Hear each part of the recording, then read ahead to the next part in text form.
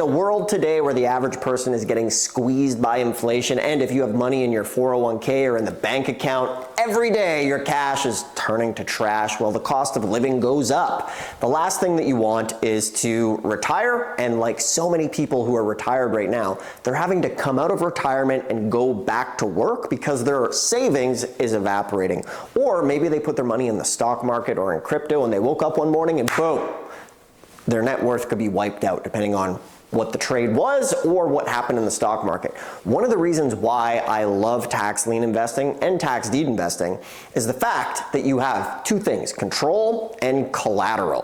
When you're putting your money in the stock market or in crypto, everything is up to somebody else, right? All of the decisions being made, you don't know if the CEO has a coke addiction or an affair going on and they make a bad trade, you wake up, your retirement's gone.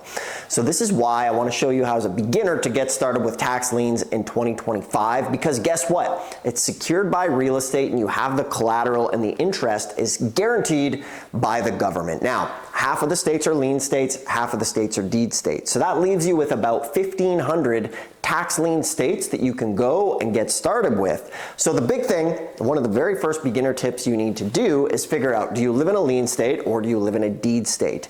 If you live in a lien state, the very first thing you need to do is see what type of tax liens are happening in your backyard as soon as possible. Find out when that auction is.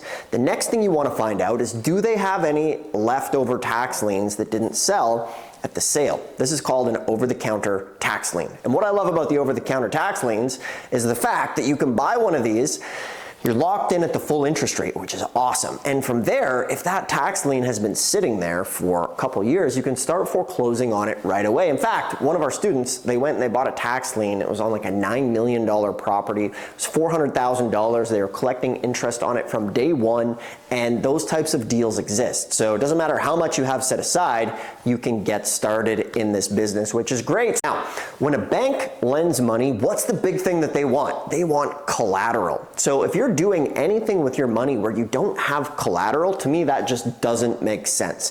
And you know, I'm sure, actually there's a stat, 90% of people lose money in the stock market, 5% break even, and 5% make money. The stats are even worse than crypto. However, folks get addicted to, you know, you wake up, you're checking your stats and it's fun, but really you're not in that much control.